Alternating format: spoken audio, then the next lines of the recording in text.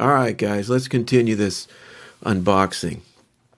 This next one doesn't even fit on my stand because it's a monster.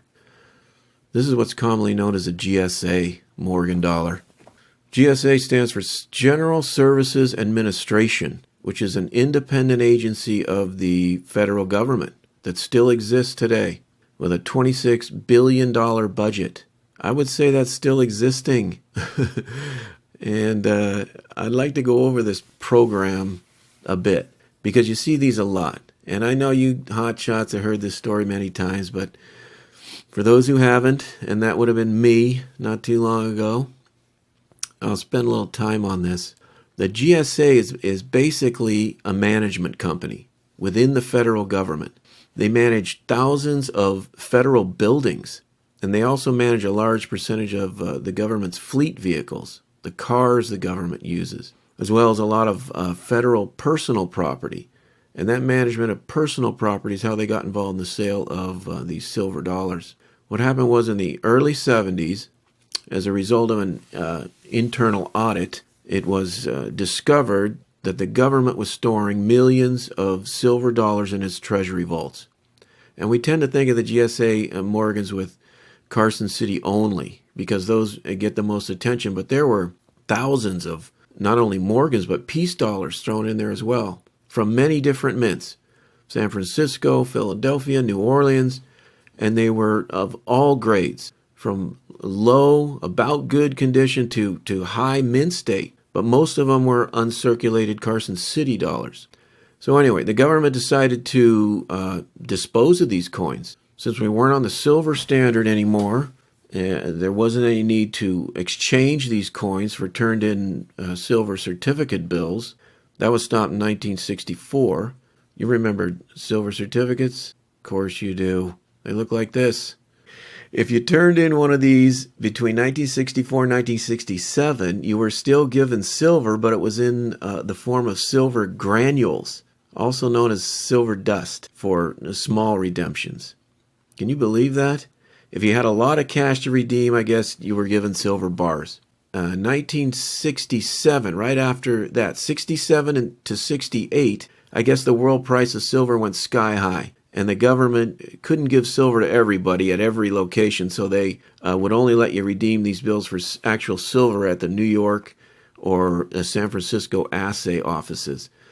But everywhere else, they just gave you a Federal Reserve note. That was it, which wasn't even an IOU. It's just a piece of paper. That's great. So anyway, these leftover silver dollars were just taking up space. The Treasury did realize, though, that they were worth a little bit more than just $1, or even bullion value, which was about $2 at that time. So they contacted the General Services Department, who put together an entire sales campaign for these coins. And except for a few strange mistakes, which I'll touch on later, I think they did a fair job of getting a reasonable price for these coins. They grossed almost $100 million from the 3 million coins they had. That's pretty good. Like I mentioned, most of the coins they had were uncirculated Carson City Morgan dollars. And those were put into big plastic holders like this. This is what most people are familiar with. They came in a felt-lined box with an information card. Some of the cards were serialized with a number. And by the way, the first two numbers of the serial number correspond with the date of the coin. And these certificate cards, by the way, are all over eBay. And you can get just about any date card you want. Look at this. This guy wants almost $500 for this 1879 card. No coin, just the card. How about an 1881 card? $18, as many as you want. He's already sold 72 of these things. And you're probably wondering why there's so many of these cards available. Well, in the past, people used to just crack these coins out of the government holders and send them in for grading. Or if you sent the original holder to be graded, the grading service would break open the GSA holders and place the graded coin in one of their own holders. You see a lot of these still also. But now when PCGS grades these, they just put the entire government holder into another larger holder. This is what mine looked like before I sent it in. And this is what they did to it. Lots of plastic here. NGC just puts a grade band and a tamper-proof seal over the government holder like this. A lot less plastic, and it still fits into the original box, which is kind of nice. Anyway, let me show you some examples of how they advertise this program. These are brochures with order forms attached. They place these in banks, post offices, credit unions, places like that. They set this up as a silent mail-in auction. If you were interested in a certain coin, you would fill out the form for whatever coin you wanted and send in a check for the minimum bid, or however high you wanted to go. And how they work this is a bit complicated, but it's interesting. If there were more bidders than coins, the coins would be distributed to the highest bidders. That makes sense. On the other hand, if there were more coins than bidders, which happened quite a bit, all the bidders would get their coin and they would be charged only the initial minimum bid price. Any overbid they submitted would be returned. It's pretty cool. Even if your bid was sky high, if there weren't enough bidders, you got the coin for the minimum price. All right, when the government first started to organize these coins, they separated them by date, condition, and mint mark. And this is where you can see a little inconsistency, shall we say. And I'll show you what I mean. Let's look at the second sale brochure and start with the highest priced coins. They invented these funny names for their categories. The Carson City and the Triple Choice were Carson City minted coins. You could choose the date. These were, for the most part, bright white, no toning, minimal bag mark. They put those into holders that look like this on the left, with the word uncirculated above the silver dollar. These coins got the dated serialized info card, like the one on the left. 5 years were available during this particular sale: 82, 83, 84, 90, and 91. $30 minimum bid. The next category is the Silver Bonanza, $15 minimum bid. And since the price was lower, you can assume that they thought these coins were lower quality. You could choose the year in section 4 only, 1878. I guess they had a lot of these. But selection number 3 is where it starts to get a little interesting. You couldn't choose the year in this category. It was chosen for you. But read what they say here. Never before circulated, culled out of the government's holdings of silver dollars since they did not meet the standards for uncirculated due to nicks and tarnish. Now, I'm getting confused. First, culled means to separate the bad ones. Nicks are bag marks. Tarnish means toning. Now, what does the rest of it mean? First, they tell you that they've never been circulated. And then they tell you they didn't meet the definition for uncirculated. That's not confusing? A horrible way to describe these. They're basically trying to tell you that these coins are probably a little toned and a little beat up, but that they are, in fact, still uncirculated. I don't understand what standards for uncirculated they're talking about.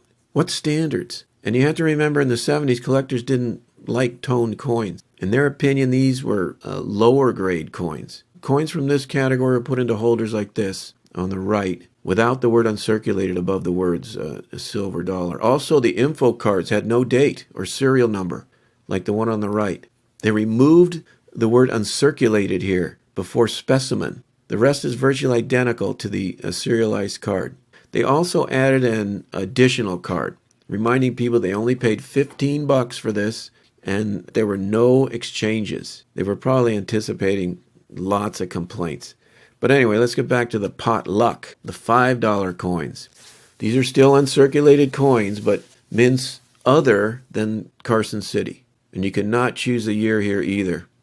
These were put into holders like this that just said United States on top. Now it says here that you could get uncirculated Morgan and peace dollars here. But in fact, there were no peace dollars put into these holders. Not sure why, but that means by the process of elimination that all the peace dollars went into the $3 category up here. Uncirculated or not, they all went in here. Let's read this category. Mixed, which means you can't choose the date. Circulated Morgan and peace dollars from various mints, which meant even Carson City dollars were included here. Now this is where the mistakes really started to kick in. They seem to have a difficult time determining circulated and uncirculated. Many nice mint state coins got thrown into this category.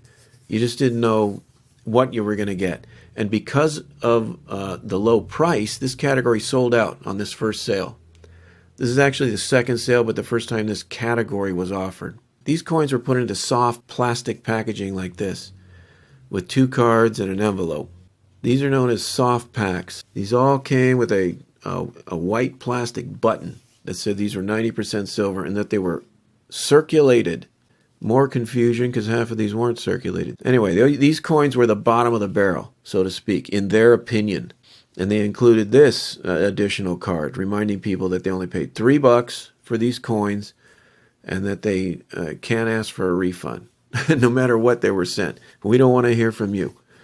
Also, another interesting card that I found was sent with the 1880 CC coins, explaining that the 1880 year group had several varieties and that this might be an overdate coin.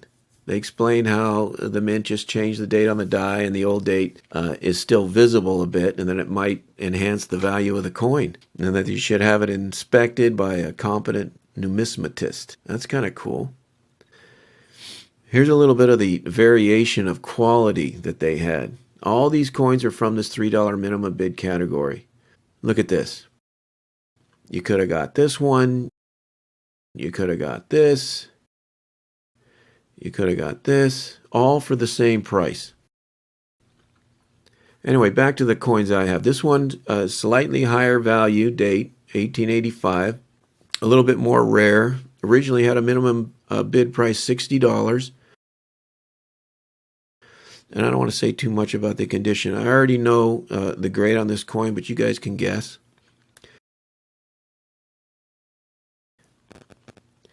Have a look, get a number in your head.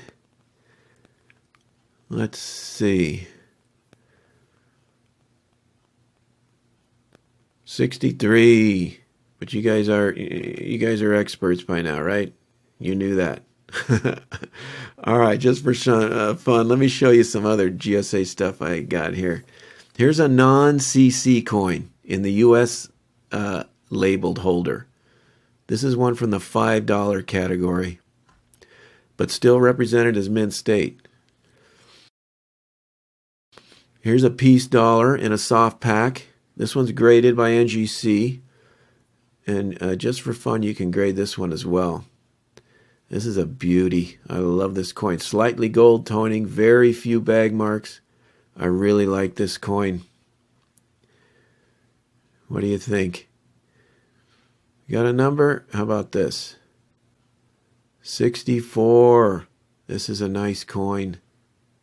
They put these in what looks like a currency holder. And this is an old holder. The plastic's yellowed. It's not very clear. I don't really like this. It's possible to have these reholdered with clear plastic, a new one, but I'll probably just remove it and display it with the blue envelope it came with from the Treasury. This is the GSA logo up here and the cards. Here's something I think is kind of neat. The original shipping box that goes with the 1885 GSA I had graded. This one has the date stamped on the outside. I really like this original stuff. Check out the glue they used. And notice it's yellowed with age. Here's the felt line box with the dated info card. If you're interested in getting one of these, make sure that the paper hinge is still in good shape and that the silver's not chipped off under here. And now, since you know what an original shipping box looks like, I want to mention briefly there's a lot of so-called unopened, unsearched, originally packaged GSA dollars on eBay for sale. And I can't say for sure if these are original or not, so I'll let you decide. I'll just caution you that these boxes look brand new. I mean, the cardboard doesn't look like it's 45 years old to me. And they don't have any printing on them at all. They also look like they have different glue holding them together. Mine has lines of glue that look like it wasn't too difficult to open. But the videos I've seen of people opening these bright white boxes can't open them without completely destroying the packaging. I mean, you got to rip those things open. And I was looking through some eBay sellers the other day and noticed that one seller had sold 85 unopened boxes in 1 year, and another sold 55, and all the boxes looked exactly the same. They all used this stock photo, and I even looked at the feedback that was left, and most were common dates.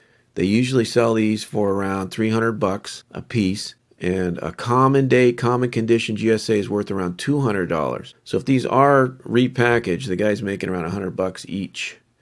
But I'll let you do your own research on these things if you plan on buying one. And by the way, there really is no premium to these GSA holdered coins. Even with the original display box and info cards, at least for the more common dated coins, 82 to 85. They sell for just about what a similar normally slabbed coin would sell for. So if you're looking for a graded CC coin, you might want to look at a GSA holdered example. You'll get a little extra piece of history for really no more money. It's kind of cool. Anyway, this video is really long. Sorry, guys. Thanks for watching.